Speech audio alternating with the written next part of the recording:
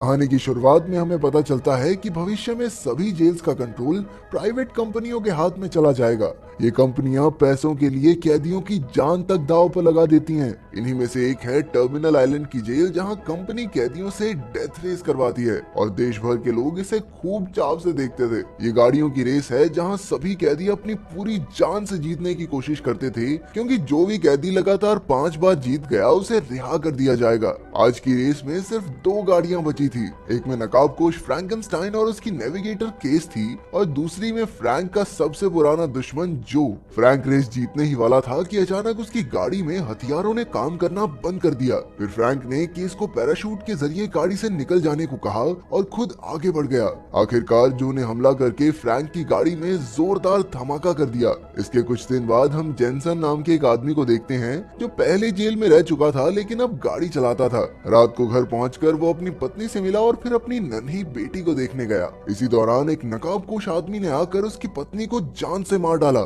जब जेनसन वहां आया तो उस आदमी ने उसे भी बेहोश कर दिया और जेनसन के हाथ में कत्ल का हथियार रखकर उसने हाथ से बंदूक का इशारा किया और चला गया। बाद में जब जेनसन की आंख खुली तो पुलिस ने उसे अपनी पत्नी को मारने के जुर्म में गिरफ्तार कर लिया। 6 महीने बाद जेनसन टर्मिनल आइलैंड जेल में पहुंचा। उसे जेल की वार्डन हेनेसी के पास बुलाया गया। वो जानती थी कि जेनसन एक बेहतरीन ड्राइवर है, इसलिए उसने जेनसन को नया फ्रैंकेनस्टाइन बनने का ऑफर दिया। असल में पिछली रेस में हुए धमाके से असली फ्रैंकेनस्टाइन की मौत हो गई थी, लेकिन अब तक इस बारे में कोई जानता नहीं था। देश भर के लोग फ्रैंक को बहुत पसंद करते थे और इसी वजह से उनकी रेस की टीआरपी बहुत ऊपर रहती थी। तो अगर ये खबर फैल गई कि फ्रैंक मर चुका है तो उन्हें भारी नुकसान होगा। इसीलिए जेनसन को मास्क पहनकर अगला फ्रैंक बनना होगा। नियमों के मुताबिक 5 रेस जीतने पर कैदी आजाद हो जाएगा और फ्रैंक पहले ही 4 रेस तो जीत ही चुका था। इसलिए अब जेनसन के पास भी सुनहरा मौका था कि बस एक रेस जीतनी है फिर फ्री।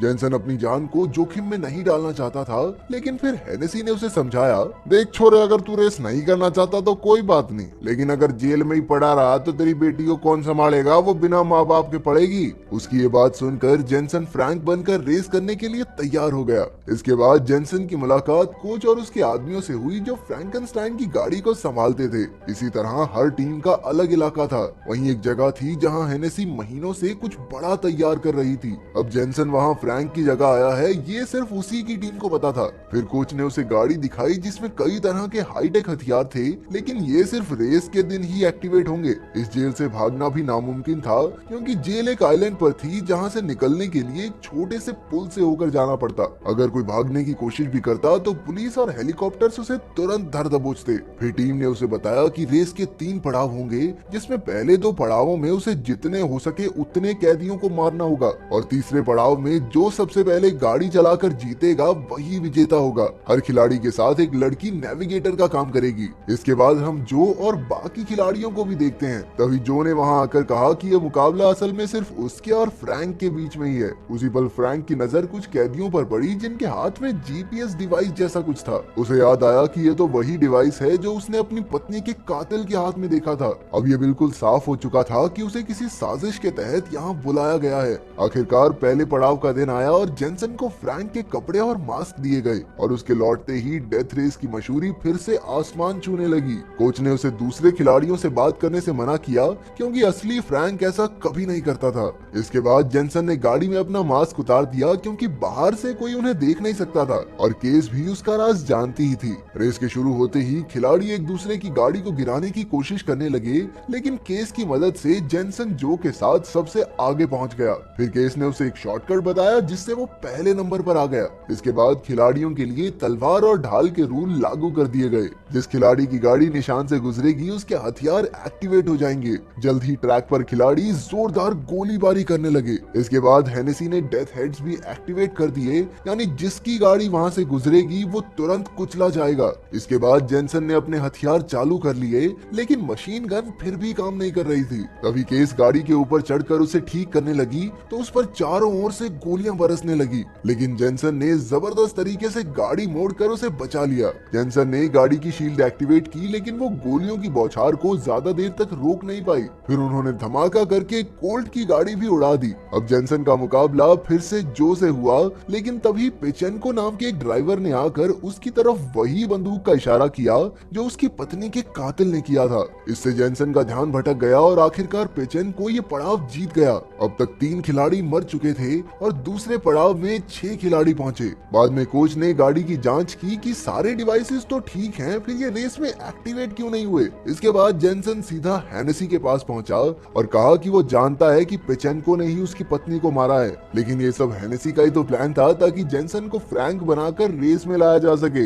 ये सुनकर भी हेनेसी ने सच्चाई कबूल नहीं की, बल्कि जेनसन की बेटी की तस्वीर दिखाकर एक बार फिर से उसे धमका दिया। बेचारा जेनसन उस वक्त तो कुछ नहीं कर पाया, लेकिन बाद में जब वो अपनी गाड़ी ठीक कर रहा था उसे पेचेंको दिखाई दिया। जेनसन भी उसके पीछे उसके इलाके तक पहुंच गया, लेकिन तभी पेचेंको की टीम ने उसे पकड़ लिया। पेचेंको ने उसे बुरी तरह पीटा और वो हथौड़े से उसका सर फोड़ने ही वाला था कि जेनसन की टीम के आदमी ने आकर उसका ध्यान भटका दिया। मौके का फायदा उठाकर जेनसन ने उन पर हमला बोल दिया और सबकी हड्डी पसली एक करके उसने अंत में पेचेंको को पकड़ा।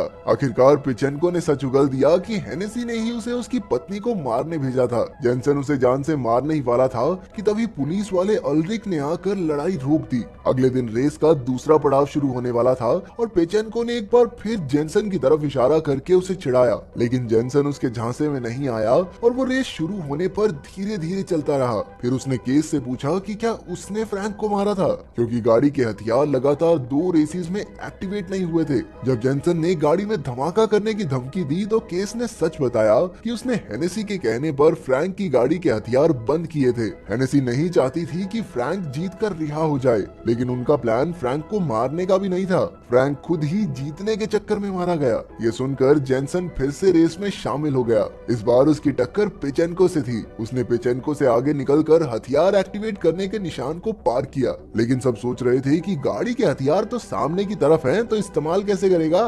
लेकिन जेनसन ने अपने मन में बोला, धूम मचा ले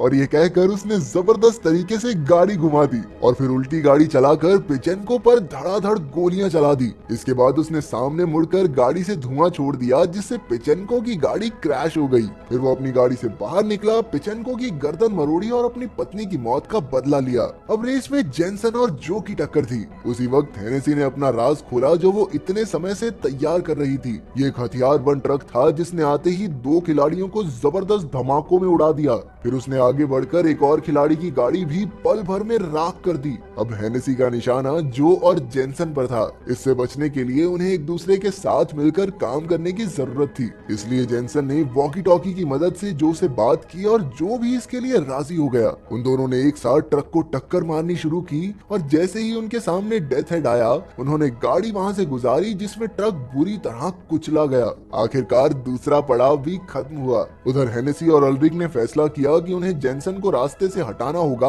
ताकि वो रिहा ना हो सके। इसीलिए रेस शुरू होने से पहले अल्ड्रिक ने जेनसन की गाड़ी में एक बॉम्ब लगा दिया था। जेनसन जानता था कि आज तक रेस जीतकर कोई रिहा नहीं हुआ, इसलिए ये लोग उसे भी जीतने तो नहीं देंगे। जेनसन के दिमाग में एक प्लान आया और उसने अपनी टीम से कहकर गाड़ी का रिजर्व टैंक तेल से भरवा दिया। बाद में जब वो तैयार हो रहा था तो हेनेसी ने आकर उसे रिहाई के कागज दिए। उसने कहा कि अगर जेनसन रेस जीतता है फिर भी उसे फ्रैंक बनकर यहाँ रहना चाहिए। जेनसन ने इसका कोई जवाब नहीं दिया और कागज जेब में रखकर चला गया। जब वो गाड़ी में बैठा तो केस ने उसे बताया कि हेनेसी ने उसे जेनसन को ना जीतने देने को कहा है। हालांकि जेनसन को इससे भी कोई फर्क नहीं पड़ा। फिर जब रेस शुरू हुई तो अल्ड्रिक ने सिर्फ जो के हथियार एक्टिवेट किए। जो ने तुरंत जेनसन पर जबरदस्त वार करने शुरू कर दिए। इसके बाद जो ने उस पर कई रॉकेट्स छोड़ दिए, लेकिन जेनसन ने किसी तरह गाड़ी घुमा दी और रॉकेट्स जाकर दीवार पर लगे। असल में जो और जेनसन ने मिलकर इन रॉकेट्स का निशाना एक जगह लगाने की सोची थी। कुछ ही धमाकों में दीवार टूट गई और वो दोनों जेल से भाग निकले।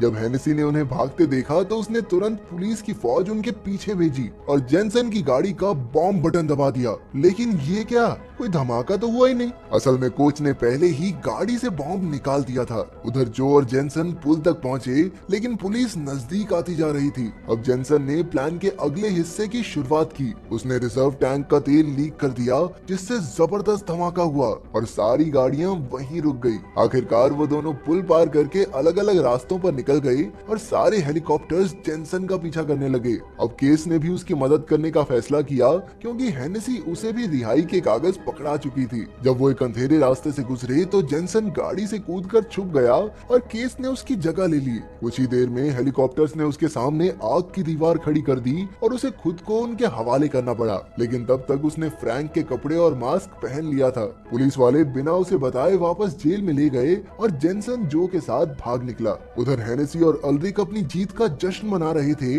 कि तभी हेनेसी ने एक डब्बा खोला जिसमें वही बॉम्ब था। अब की बार कोच ने उसका बटन दबा दिया और वो दोनों वहीं मारे गए। 6 महीने बाद जो और जेनसन मिलकर अपनी गाड़ियों की दुकान चलाने लगे और जेनसन को भी अपनी बेटी वापस मिल गई थी। उधर केस भी रिहा हो गई और आखिर में अपनी नई गाड़ी लेकर उनसे मिलने